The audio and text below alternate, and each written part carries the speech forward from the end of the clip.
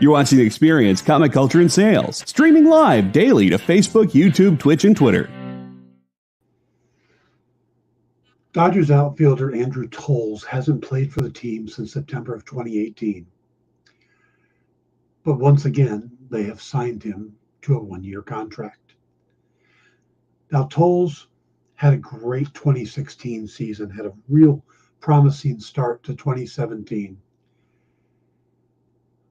But when he tore his ACL sliding into the wall while trying to make a catch, it put him out. He was out all of the 2018 season, and he didn't show up for spring training in 2019. The team, I had no idea where he went. In 2020, it was discovered that he had been diagnosed with bipolar disorder and schizophrenia. He was also found sleeping behind a building at the Florida airport. He was homeless. He was then from there, he was taken to a medical facility, and the Dodgers signed him to a contract. Not because they ever expected him to play for them, but because the contract would allow him medical benefits he needed so he could get therapy and help. They re-signed him to a contract again and are continuing to help somebody out who will probably never play for them again. It's not often we get to tell good stories about corporations and teams and stuff. This one is. Stay tuned for the Dan Wickline Show.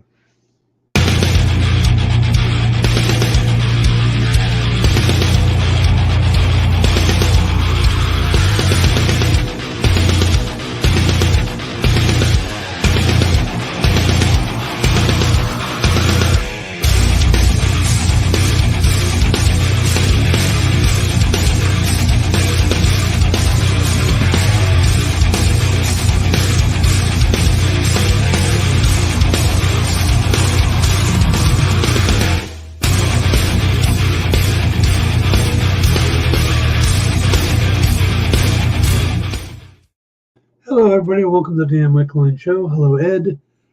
Today we are going to do, we're got a bunch of news to cover, and we were just talking about a baseball player named Andrew Toles, who, like I said, hasn't been on the Dodgers basically since he hurt himself in 2017, but the team continues to keep him on contract so that he can get the medical help he needs. And so today we're going to do the news, and we're going to talk about the latest Bad Batch and the Mandalorian. I got some key issues to show you at the end. And when we talk about the Mandalorian, there's going to be some more kind of down stuff to talk about, but it's important stuff. So it's going to be an interesting episode. Plus, I think we can say this. JD, stop me if we're not supposed to say it yet. But at some point today, we're probably giving away a slab during the show. Yeah, we absolutely can say that we are giving away a slab on this show once the show starts.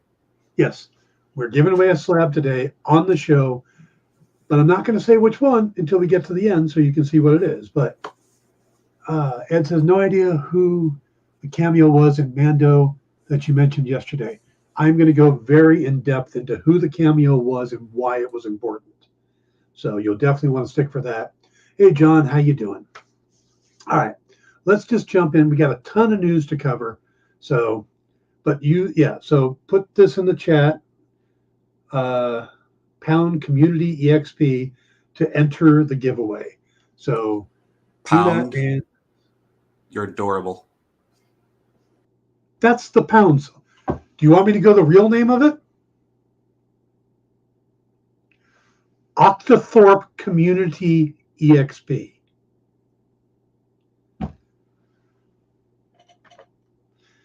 Pound, yes. All right, so let's get to the news. Like I said, we got a ton to cover, so I'm going to go pretty quickly through this. But a couple of the stuff is pretty big. So let's get the easy stuff out of the way. Yesterday, we announced that Shireen Obaid Chinoy's Star Wars movie lost its writers. Well, they already got a new one. Academy Award nominee Stephen Knight from Peaky Blinders is taking over as the screenwriter for this guy's Star Wars movie. The Star Wars movie. After the recent announced departure of Damien Lindelof and Justin Britt Gibson. Now, while we still don't know much about this project, it's expected to be one of the first ones out since, it would be one of the first new Star Wars movies since The Rise of Skywalker all the way back in 2019. And we're expecting to hear more about it at Star Wars Celebration in London next month. So lose a writer today, get another one tomorrow. Kind of works out. Hello, Triple B, Canonus Lucia, Cool Gamer, John, good to see everybody. All right, another bit of news, also involving Stephen Knight. There's another project he's attached to. This is a newly announced remake of Alfred Hitchcock's Vertigo. And as a huge Hitchcock fan, this kind of like hurts my soul a little bit. But it's being put together as a possible vehicle for Robert Downey Jr. And, it would be produced by his company and, starring him.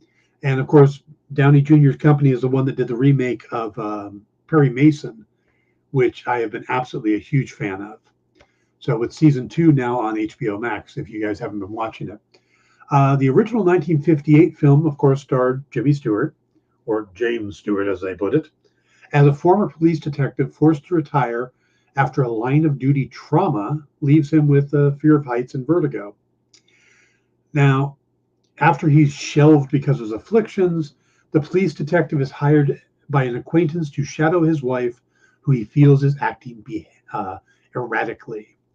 Now, the original script was done by Eric Kopel and Samuel L. Taylor, and they based it off of the, I'm never going to get this one right, Boileau Narcejac novel D'entre les morts, or From Among the Dead. So yeah, we're possibly going to get a new version of Vertigo.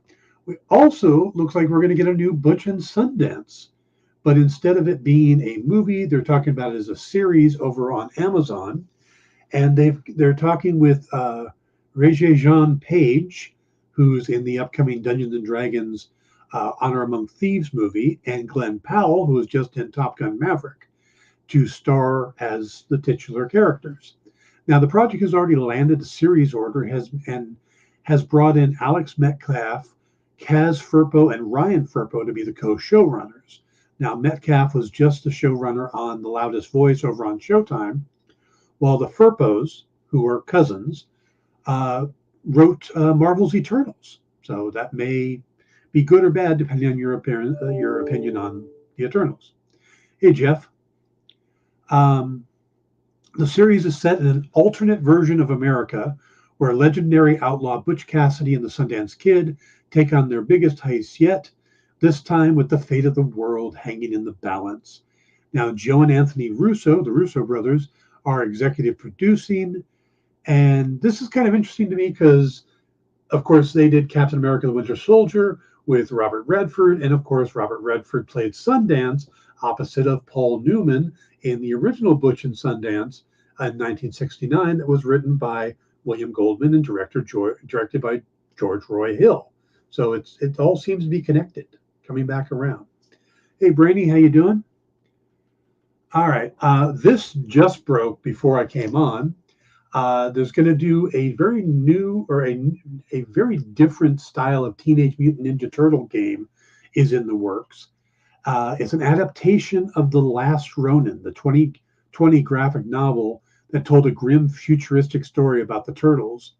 And like the comic, The Last Ronin video game adaptation will be darker, more mature take on the normally colorful Ninja Turtles. According to Doug Rosen, Senior Vice President for Game and Emerging Media at Paramount Global, They're the rights holders for Teenage Mutant Ninja Turtle.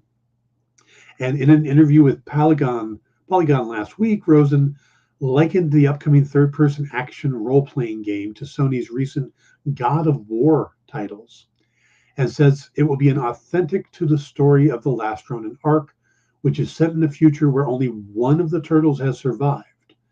Now, the game adaptation is being developed by an unnamed studio at this point, and is still likely a few years off from release. But if you're a turtle fan and want something a little more dark and gritty, it's coming for you. All right, now we're going to get into two big stories here. The first one has to do with the news we got earlier this week that Victoria Alonso left Marvel Studios on Friday. Just suddenly, there was no announcement, just suddenly she was gone. And it sounds like it's a bigger mess than we thought. Now, many sources, including Variety, where a lot of this information comes from, are reporting that Alonso was fired. Now, she had been the Marvel's president of physical production, post-production, VFX, and animation, which is a lot. And word is that the decision was made by a group that consisted of human resources, Disney's legal department, multiple executives, including co-chairman Alan Berg, the only other person besides Bob Iger that sits above Kevin Feige. Now, the reports say that Feige felt kind of mired in an impossible situation, and he ultimately didn't intervene in the decision. So now the exact reason is unclear, though many people are pointing at the insane pressure the studio has been under the last few years. They've produced 17 projects. That's 7 movies, 8 series, and 2 specials in just under 2 years. And a lot of this was because of the backlog caused by the pandemic. But Alonso had the job of pushing all of this through post-production. Now, it was during this time that stories began to come out from visual effects studios and artists loudly complaining about Marvel's demanding schedules. These complaints included massive overtime demands, chronic understaffing, and constantly changing deadlines, leading to substandard work being turned in. There were also reports that Alonso had a blacklist of artists and studios that pissed her off. Now, there's also reports out there that completely contradict this, painting Alonso as being an incredibly supportive person on set. And, so again, we don't have definitives here. We just have a lot of stories out there. But some believe that the less than stellar effects on Ant-Man and the Wasp: Quantumania, which is believed to be partly to blame for the lower box office results, they think that was kind of the straw that broke the camel's back. Now, Alonso's departure shouldn't affect the next movie in the line, which is Guardians of the Galaxy Volume 3, as that one's believed to already be locked or pretty close to locked.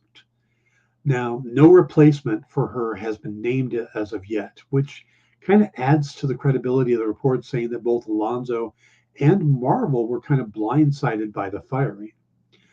No one at Marvel nor Alonso have made any official comment on what happened. So this is one of the biggest shakeups Marvel has had to deal with since probably Disney deciding to fire James Gunn. So, and don't be surprised if Alonso ends up over at Warner Brothers helping to grow DC Studios. Just seems like a good fit. But she also recently produced her own movie and won an award for it. So, hey, Backwoods. All right. Now, this next story, and it's probably going to be the deepest story we go into here. It's based on a rumor. And I don't normally do rumors, but I find this one kind of fascinating. It's one that's been persistent and is coming up again. And I think that there may be some validity to it, maybe not who they're saying's cast, but that this character may be brought into. So what the rumor is that Jenna Ortega is rumored to be joining the MCU in Daredevil Born Again. For the second time, by the way. Now, the star of Wednesday was originally in Iron Man 3. And this was as a test subject of Extremis. It was a small role. She was young. And, she had to drop out of it. But her scenes were cut. The rumors have her coming in as White Tiger. Now, the 20-year-old Ortega rocketed to fame with her role in Wednesday Addams in the Netflix series, but she's had roles in a lot of stuff. She's in the Screen franchise. She was on Jane the Virgin for years, and she's been working since she was like 12. White Tiger is kind of an interesting character. It's been like 4 or 5 different people. Well, 4, but a 5th version, and we'll get to that in a second. So I'm going to do a quick dive into the character. She could be good as White Tiger. Yeah, I agree. Now, the original White Tiger was Hector Ayala, who was created by Bill Mantlo and George Perez in the black and white Marvel magazine Deadly Hands of Kung Fu, debuting in issue number 19 in December of 1975. Hector was from San Juan, Puerto Rico, and could transform into the superhuman White Tiger using the power of a jade tiger amulet. He was technically the first Latin superhero and the first, he was the first superhero from Puerto Rico and Marvel's first Latin superhero. Figure drawing says Jane Ortega is cool, but her height is noteworthy hurdle. She's 5'1". John says, Dan, do you think she is too small to play White Tiger? No, I don't. If Tom Cruise can play action heroes, I think anybody can. So, if I don't think Charlie Cox is that tall either. So if your cast just happens to be a little shorter, it doesn't matter because you're not seeing people for their height. You're seeing them by comparison to what's around them. So if the rest of the cast isn't huge. Triple B says she was an X. Okay. All right. So Hector was from San Juan, Puerto Rico. Hector had some serious stuff happen, like being outed by the Lightmaster, and he became addicted to using the amulet. But he would eventually be falsely accused and convicted of murder, despite the best efforts of his lawyer, some guy named Matt Murdock. Hector was shot and killed while trying to escape, just prior to the evidence being found to clear his name. Yeah, if Tom Cruise can play 6'5" Jack Reacher, I know. I like the Jack Reacher movies, but Alan Ritchson is such a better choice. Now, prior to Hector getting the amulet, it was actually in 3 pieces, and they were worn by 3 different men. Lynn's son, Abe Brown, and Robert Diamond, who each wore a part of the amulet, and they collectively called themselves the Sons of the Tiger. And they were created by Jerry Conway and Dick Giordano all the way back in Deadly Hands of Kung Fu #1 in April of '74. It says, if anyone has a chance to watch Disney's Ultimate Spider-Man animated series, you get a great intro to the White Tiger. White Tiger, Iron Fist, Power Man, Nova all team up with Spider-Man and are trained by S.H.I.E.L.D. Very cool. I've seen a little bit of that series, but yeah, I need to watch more of it. Now, the second White Tiger, they completely went out on a limb here because it had nothing to do with the amulet, and it wasn't technically a human. The second White Tiger, which was created by Roger Stern and Pasquale Ferry, was actually a Bengal tiger that was turned into a human by the High Evolutionary. I'm going to sneeze in a moment here. Apologies. And she was sent to hunt down Man-Beast. Now, while she ended up working with the Heroes for Hire and actually kind of fell in love with Danny Rand. She even attacked Misty Knight, thinking that she was competition for Danny. Eventually, she was able to catch the Man-Beast and was asked the High Evolutionary to turn her back into a tiger.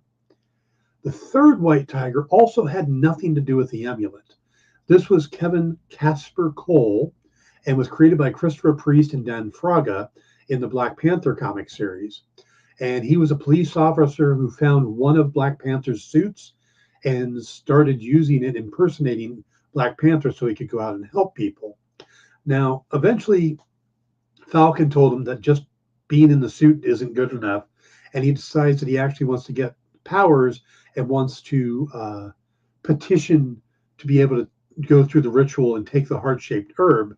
The best he gets, though, is a synthetic version from Killmonger, who ends up taking on the name White Tiger, and he gets a white vibranium weave suit, very similar to Black Panther's. And again, that was all in the Marvel Knights Black Panther run. Now, by the time we get to the fourth White Tiger, and this is probably one of the two that Jenna Ortega could be playing, and it would make sense. The fourth White Tiger is Hector's niece, Angela Del Toro, and she was created by Brian Michael Bendis and Alex Maleev in the Daredevil series. And she inherited her uncle's necklace and was trained by Daredevil to use her powers. Now, she gets killed by Lady Bullseye and then resurrected by the Hand, who enthrall her. And she even stabs Black Tarantula and leaves him for dead. She ends up incarcerated for this, and the amulet goes on to Ava Ayala, who was created by Christos Gage and Tom Rainey. And this was her aunt. So this was Angela's aunt and Hector's teen sister. So again, this could be Jenna Ortega as well. Now, with Angela still under the Hand's control, she's then this is where totally goes Marvel here. She is given an amulet from an alternate reality, and the two fight. And Angela is able to get both of the amulets in the battle, but in the end, Ava is able to destroy the alternate one and free her aunt from the Hand. And now the two are wondering who the Tiger God will choose to be the White Tiger going forward. Now, I find all this fascinating because, as you can tell, it's all kind of convoluted and hard to see which of the last two Ortega would play. But it could be an interesting story if they start with Hector and Matt Murdock is his lawyer, and that's part of the whole lawyer thing going on there. So I think it's a possibility. I think they're going to do a very long season with like 18 episodes. So they're going to need different cases because they are going to focus a lot on him being a lawyer, from what I understand. So this makes a lot of sense. And Ortega is hot right now, so I could see them wanting to bring the actress in. And White Tiger is a good character. So let's see. SFD, hello, how you doing? And JD says, oh, I forgot to ask, please do hit the, oh, yes, what JD says, hit the like and subscribe buttons when you get a chance. And remember to put the hashtag community EXP in the chat. So you can enter the contest. All right, let's go ahead and take our first break. And when we come back, we're going to talk about the Bad Batch, the Mandalorian, and specifically Ahmed Best. Be right back. I think. Why was Princess Zelda sad after watching a bunch of YouTube videos? She couldn't find the link in the description. We'll stop if you subscribe to our YouTube channel. It's super easy. Click subscribe and click the bell when you do. And thanks for supporting the EXP.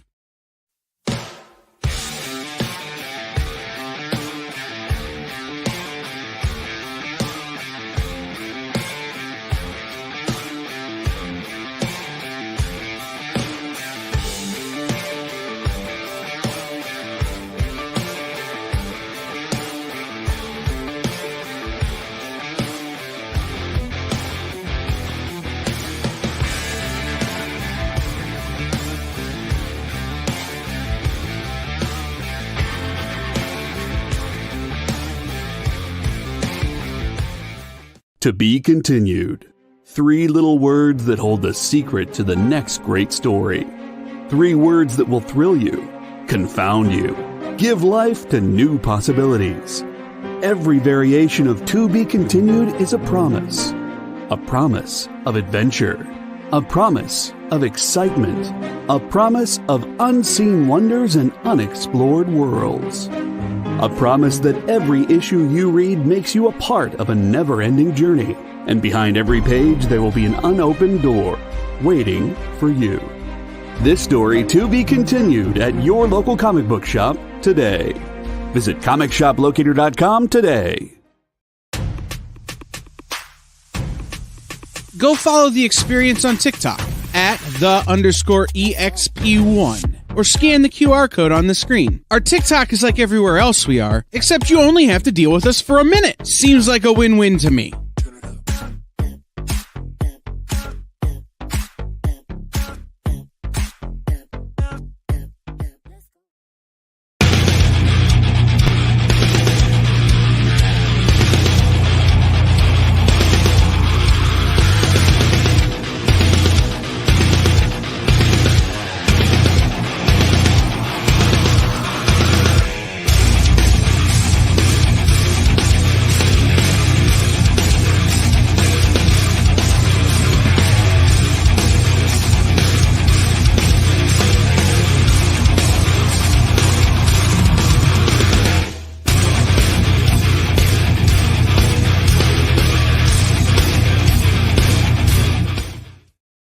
Hey everybody, welcome back to the Dan Wickline Show here on The Experience. We got quite a lineup today. After this is What's in the Box, and then join Jenna and her crew for Space Cadets. So it's going to be a good day. Stick around for all of that, and remember to hit the like and subscribe buttons, please. It would be greatly appreciated. And share, get some more people in here, though we have a pretty good group today. I'm liking this a lot. All right. We're going to get into The Bad Batch and The Mandalorian, and I know there's a lot of new people here, so maybe some of you haven't had a chance to watch them yet. I'm going to have to do some spoilers. So, JD, can you put the little spoiler thing up there? We don't probably need the roll, but I'm going to try to keep it as a minimum as possible. The Bad Batch, we're going to talk about that one first, and that's they're building up to the two-part finale, which I think both episodes are going to run back-to-back next week. And this has been a 16-episode season. This is episode 14, and it's finally bringing everything together. This has been more of a TV show than a lot of stuff on Disney+. It's acting like a TV show. There seems to be filler episodes and stuff like that. But we have all the different storylines starting to come together. Echo is back with the team after he went off to help Rex, to help the clones. The squad that has, the Clone Force 99 finally have a place they could call home if they wanted to, but if they feel like they're being pulled back in, even though they find out they're being hunted. Crosshairs is kind of in trouble, so they want to go and either help him or figure out what's going on. It's a pretty big, interesting way they're pulling it all together. And this has been a much better season than the first season. I thought the first season was a little too much focused on Omega. This one has focused on the individual characters. We've gotten to learn Echo and Tech and even Crosshair more. We spent some time with Wrecker and Hunter, but we're starting to really flesh out the other characters. And I think they're doing a lot better job with the series. I'm much more engaged this time than I was in the first season. Plus, this is Filoni continuing to do what he likes to do, which is fix things in the Star Wars universe. We know he's done that with the Clone Wars and tried to work on the prequel stuff. Well, this again is building towards the Empire getting cloning technology, and all of this seems to be writing the big question of how the hell did Palpatine return? So between this and what they're doing with the Mandalorian, I think we're going to eventually learn how Palpatine returns. So that wouldn't surprise me. Not a lot actually happens in this episode. We spend time with Crosshairs where he's being held, and we get a little more with the impossibly named Dr. Hemlock. Yeah, that's about as villainous as you can get. I don't think you could come up with a, even more. What else is on tonight's schedule? Backwards. After this is What's in the Box, and then Space Cadets. So SketchUp is off tonight, and that's pretty much the schedule for today. Now, So yeah, I think the Bad Batch is good, but again, this episode, it was kind of light. It was more setup. It was getting all the pieces finally into their final place, you know. So it should be an interesting. There's cyanide is his assistant. That would make sense. It really would. I mean, geez, could you get any more on the nose with a name? Dr. Hemlock. Yeah. All right. So next week we'll get the 2-part season finale, and we'll talk it all up, and we'll go into a deep dive of everything we've learned from it. But let's go ahead and move on to The Mandalorian.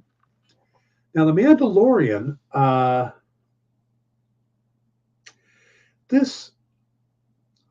don't want to call it a filler episode because everything that's happening is important.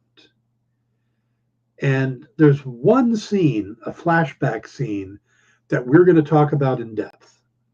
But we're going to put that to the side for now. The basic part of this episode is it's a Bo-Katan episode.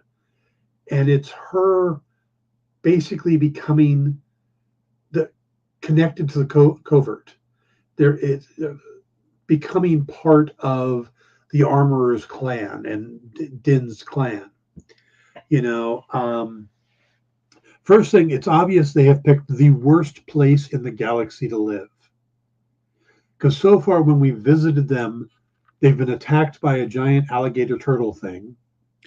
And now a giant bird comes out of the sky and sweeps, takes off with one of their kids. And we find out this isn't the first time that has happened. And it's like, how did you get to this planet? And if so, leave. Did you get dropped off? Because you obviously got here somehow. Why are you staying there? It's a really bad planet. Anyway, I mean, beachfront property is nice, but not at this level of risk. Best hiding spots are where no one goes. Sure. Ed says it was a fun episode, and I definitely think you're right about her riding the mythosaur since she had one put on her armor. Yeah, she did put loses a cheap piece of armor. And what's funny is I noticed it when it happened. I think it was supposed to be subtle, but to me it was like, oh, hey, she lost part of her armor. I thought it was her helmet at first. And then when it gets replaced, the armor makes her a new one and has the mythosaur put on it. So I thought that was pretty cool. Yeah, she opens up to the armorer, who I still think maybe Rook cast, but she opens up to the armorer and admits that she saw a mythosaur. And at first, the armorer is like, oh, that's a great dream to have, or a vision to have. And she's like, no, it was real. It was in the water. Oh, this is the way. And it's like, wait, is she like blowing her off with this is the way? Or is she going, well, this is, that's awesome. You got to wonder how that goes. But we get to see Baby Yoda fight, which was kind of interesting with basically paintball guns. We see the youngling who was going through his baptism in the first episode. He gets, he shows he's arrogant and definitely his father's son. By the way, we learned that he's not a foundling. He's actually the child of Paz Vizsla, the heavy machine gunner that we've seen in all the seasons. That's voiced by Jon Favreau. But he's the kid that gets taken by the bird, and they have to work as a team to get him back. All of that it's a lot of fun. It's a good episode from that point of view. There's some great aerial stunts and aerial fight scenes. But I don't think that's what everybody's talking about coming out of the episode. While the Din and Bo-Katan and Paz and a bunch of other Mandalorians go off to save the kid and come back with baby birds, but giant baby birds. It's kind of an interesting twist. So at some point, somebody's flying these things. It's like bringing back, it's like Game of Thrones. Hey, look, we've got 3 dragons. Well, anyway, they come back, or while they're gone, the armorer is keeping an eye on Grogu. And she starts building him a new piece for his armor. Basically, it's just like a signet to go on his armor as he gets bigger that has the Mudhorn clan logo on it. But anybody else think it was weird that they had a stencil for a Mudhorn? I mean, when Din first asked for it and she first put it on him, she had it like that. So do other people have a Mudhorn, or is that just she's got like the ultimate kit that she bought off of Amazon or something? The big heavy machine gunner guy in the all blue, he's voiced by Jon Favreau. Has been since the beginning of the series, and he's the ancestor of a character named Pre Vizsla, who was in the Rebel series or the Clone Wars that Favreau also voiced. So he does like the family lineage. And of course, the son, Ragnar, is Jimmy Kimmel's nephew. So JD says, I feel like her early life experience left her very cynical. The mythosaur gave her something solid underneath all the myth. Yeah, this may be her and for lack of a better term, her come to Jesus moment, her starting to buy into the way. So, and she's gotten kind of a position of authority with this group all of a sudden. So, but let's put all that aside. Grogu, watching this happen, the sounds and stuff, causes him to flash back to the night that we've spent a lot of time on in Star Wars lately. That, of course, being the the siege of the Jedi Temple and Order 66. We knew for a while now, and this is where the big spoilers are coming, but we've known for a while now that Grogu was at the temple and that he was whisked out of there by somebody, but we didn't know by who. And there's been a lot of speculation. Some people wanted it to be Mace Windu or the librarian or Yaddle, or, I mean, just down the line, everybody has their idea of who it should have been. And there are some great suggestions out there. And what's funny is I even know somebody who said, you know who should have rescued him? Jar Jar Binks. Jar Jar Binks should have rescued him. It would be this great renaissance or great redemption arc if Jar Jar was the one that saved Grogu. And it's funny because I saw a few people actually saying that. Well, the reason that's funny is because the person that saves Grogu is a Jedi named Kelleran Beck. Now, most of you are going to go, who? I mean, unless you've got like a deep history with vague Star Wars stuff, you're not going to know who this guy is. The important thing is that he is from previous stuff, and he's played by Ahmed Best. Ahmed Best was Jar Jar Binks. And there's a lot here. I'm going to give you as much as I know about Kelleran Beck, and also some backstory on Ahmed Best and why his cameo is so important. Now, Kelleran Beck first appeared in something called the Star Wars Jedi Temple Challenge. Now, this was a 10-episode game show, basically, that debuted in 2020 on the Star Wars Kids YouTube channel. And basically what it is 3 teams of kids, 2 kids per team, 3 pairs of kids, would compete in their Jedi trials to become Jedi. Now, they're all available on YouTube. And it's Ahmed Best as Kelleran Beck as the Jedi who oversees this. There are 2 droids, one being 83, voiced by Mary Holland. And then there's a little LXR5 droid, an astromech droid. And there is this temptation from a dark side voice that they get Sam Witwer to do. And of course, Sam Witwer did the voice of Maul in the animated stuff. He's done a lot of, and he was also Starkiller in the video games. Plus, they have clips of Frank Oz as Yoda in it as well. And it's just a fun little game show, and they take it a little seriously. You know, it was put together by Steve Blank, Scott Brumley, and Mike Capoferri. And during an interview, Bess was said that he was given considerable flexibility in developing the main character, Jedi Master Kelleran Beck, including in history and mannerisms and even lightsaber color. Now, Bess confirmed that Master Beck, or Kelleran Beck, is actually related to a character named Ahmed Beck, who appeared in Star Wars Episode 2, Attack of the Clones, in kind of a cameo scene. That was also Ahmed Best. So Ahmed Best got to play the role of, this other Jedi in the background. So, and it's related to this character. So he was able to connect them. Now, Kelleran Beck is a Jedi Master who supervised Padawans as they went through their Jedi training.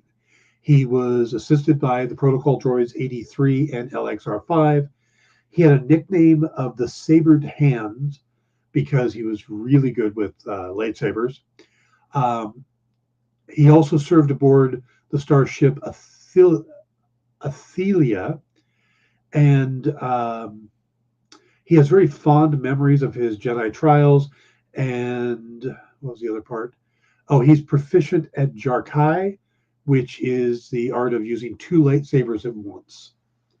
That's kind of the backstory of that. Now, we learned that he survives, in the episode, he survives the siege of the Jedi Temple and rescues Grogu, but he does it with the help of members of the Royal Naboo security forces and with the Naboo starship. Now, while the security forces could have just been working on their own and just, oh yeah, we got to go help, is a better chance that these ships were there as part of the senatorial campaign group. And the fact that they had gone to help meant that it's likely one of the senators sent them to help. And we know that Senator Amidala from Naboo had no idea what was going on, because we see that in the movies, which means that the only senator who could have actively sent the ship and the crew was Senator Jar Jar Binks, which would be a great way to kind of bring this whole thing full circle if Jar Jar Binks is the one that sent the starship to save Grogu, and Ahmed Best got to play Beck. Why is this all important? I'm going to give you the backstory here. This is why it's important. Besides it making sense for the character to be the one that saves the young Padawan, this was also a chance to give Best a heroic moment in the series that he got his start in, and that almost destroyed his life. The actor, who was 24 at the time of being cast as Jar Jar Binks, thought it was a career-defining moment. This was going to put him on the map. And in a lot of ways, he and Industrial Light and Magic were pioneering the technology for CGI and motion capture. All the stuff we see Marvel does with Mark Ruffalo, or all the stuff they do in The Lord of the Rings, all of that started with Ahmed Best and Industrial Light and Magic on The Phantom Menace. Now, when the movie came out, it was the character of Jar Jar Binks was reviled by fans. And the toxic nature that we see is very prevalent now in Star Wars fandom. This is when it first came to the surface. The vitriol was so intense, and those making the comments never bothered to separate the actor from the role. Best felt all the hatred towards him, including death threats. He received death threats for playing Jar Jar Binks. And it pushed him into a severe depression. and to the point where he was going to commit suicide. And he wasn't the only one. That hatred was also set against Jake Lloyd, the young kid who played Anakin Skywalker, and who has since said that being in that movie ruined his life. Now, there was a turnaround point, though. Best had gone to a bridge in New York and was thinking of jumping off. He was on the edge, and a wind came and blew him, and the wind almost threw him over. And he quickly grabbed onto something and righted himself. And the fact that he didn't let the wind just blow him away made him realize he wasn't quite ready yet. Well, 20 years after the movie, Best had kind of pulled his life around. He'd become a father. And he took a picture of himself and his son standing at the spot on the bridge where he had almost jumped to his death. And he posted that image with a quote. He said, 20 years next year, I faced a media backlash that still affects my career today. This was the place I almost ended my life. It's still hard to talk about. I survived, and now this little guy is my lift for survival. He posted it because he does a solo show now, and he wanted to know if people thought that could be a good thing to put in his show. After posting the image, the Star Wars fan did the other side of the things, the good side. They embraced him. Many of them reaching out and sharing their own stories of depression and suicide attempts. And he was basically brought back into the fandom to the point where he started doing conventions again. And then they offered him the children's show. And now he gets that moment that he really deserved. So, yeah, so that's why that particular casting and that moment really pays homage to what was going on. And yeah, Figure says, I never hated Jar Jar Binks. I just found the character super distracting. Yes, and that's fine. But the problem was that a lot of people took it out on the actor and not the writer, the director, and all the people that made the decisions to put the character in it. Jeff says, that's also Jar Jar's ship from the cartoon. See? All right. So yeah, there's a good chance that Jar Jar was part of it. All right. We're going to do JD, can we do a very short commercial break? We'll come back and we'll do some key collector issues and then give away the prize. So we'll be right back. Did you know that every experience show, including some exclusive content, streams on Twitch? Check it out. Twitch.tv/the_EXP. Or just scan that QR code. You know how when you go to Comic-Con, after Comic-Con, you go to the hotel bar, and there's a whole bunch of people playing music and dancing, and you've got Pikachu and Lara Croft Tomb Raider doing the cha-cha slide just down from Deadpool and Batman and Wonder Woman? That's every Saturday night over on the Experience Twitch channel. Join Taji Beats for the EXP Dance Party, exclusively on Twitch, twitch.tv/the_EXP.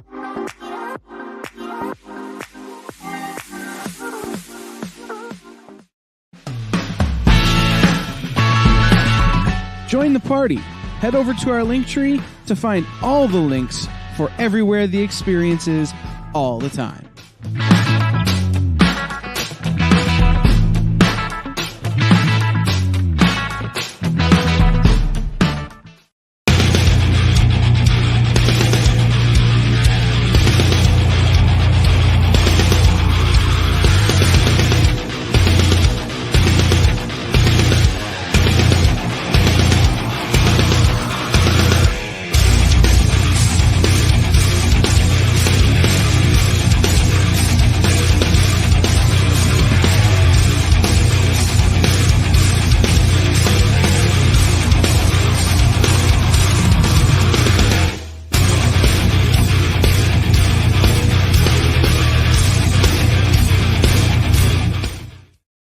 All right, guys, we are going to knock through these comics pretty quick, and then we'll do the giveaway. So make sure you hit or you put into the chat hashtag or pound or Octothorpe, whatever you call that little symbol, hashtag community EXP. So, all right, I'm going to blast through these really quick since we were talking about White Tiger, and I thought, if you guys want to jump in case she is in the show, these are some issues that may start going up. Even the websites that do these kind of things are talking about how these are some books to keep an eye on. Deadly Hands of Kung Fu #1. This was the first appearance of Sons of Tiger. It's also a great book. High end, you're looking at about $60, but you should be able to pick up a good copy for about 18, maybe even as low as $8 for a reader copy. Then we move on to Deadly Hands of Kung Fu #19. Now, this is the first appearance as Hector Ayala as the White Tiger, which again was the first Puerto Rican hero and the first Latino hero for Marvel. This one's a little higher up there now. It's about $425 for a high-end copy, $145 for a middle, and about $40 on the low end. We jump over to Peter Parker, the Spectacular Spider-Man #9. This was the first standard comic appearance of White Tiger. The two before us were both magazines. Now, high end here is about $45, mid's about $12. Heroes for Hire #1 from 1997. This was the first appearance of White Tiger that was actually the Bengal Tiger. This one you can get dirt cheap. High is about $3. You could probably find it in a dollar bin. Black Panther #50 was the first appearance of Kevin Casper Cole as wearing the Black Panther suit. That's going for about $50 in the high end, about $9-10 for the mid-range. While Black Panther #62 is the first appearance of Kevin Cole as the White Tiger. Now, high end on this one's only about $15. Mid-range is about $9. You can probably get it for about $3 if you really look for it. Now, no, actually that one's 15, 5, and 1. Now, the first appearance of Angela Del Toro. This is the interesting one. This is Daredevil #58 from 2005. This is the one that a lot of people are expecting to shoot up in price. High end, you can get it for about $10, but you should be able to pick it for just a couple bucks, maybe even a reader copy for $1 if you can find it. She then got her own series, White Tiger #1. It was a mini series, and that goes for about $20 in the high end, $8 in the middle. Then we have Avengers Academy #20. This was a cameo of Ava Ayala as the White Tiger. Goes for about 18 in the high end, 5 on the mid, $1 for a reader's copy. And then the next issue, Avengers Academy 21, is the first actual appearance of Ava Ayala as the White Tiger. That one goes for about 25 on the high end, $2 on the low, with about $8 for a mid-range copy. And then finally, we have Mighty Avengers #3. Now, this is where the White Tiger joins the Mighty Avengers, along with Blue Marvel and a different version of Power Man. And this is another dirt cheap one. Even high end, you're looking at about $3 on this one.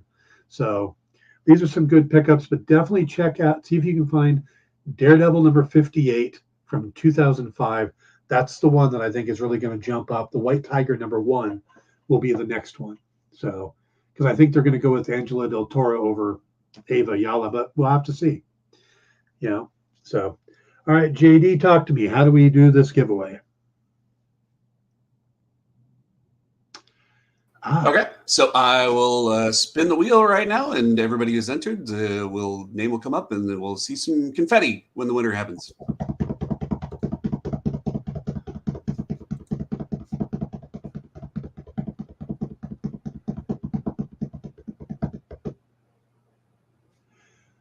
Canessa Lucia. Congratulations.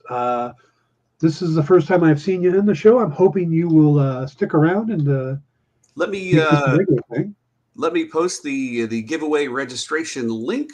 I don't know that we'll have to get with you to work out shipping to Germany, so I'm not sure. All right, and we haven't shown what she's won. Oh. Yes, it's a Star Wars Yoda #1 CGC graded 9.8. It's an estimated value of at least $100. So that will be, we'll figure out how to get that to Germany. JD may have to fly over there himself and hand deliver it. Sure, JD. I gotta do what? No, that sounds great. I'll bring go take a beer tour. I will tell you the most important German phrase, which is "Ich weiß nicht," which simply means I don't know. Get away with anything with that one. All right. So thank you all for tuning in. Please remember to hit the like and subscribe button, thumbs up, and all those things. Have the Red Skull take it. Nice. Congrats to Canessa? But thank you guys for tuning in. Remember to stick around for what's in the box, and stick around because more giveaways are coming. So have a great weekend. Ed, thank you. And we will see you all next week. Take care.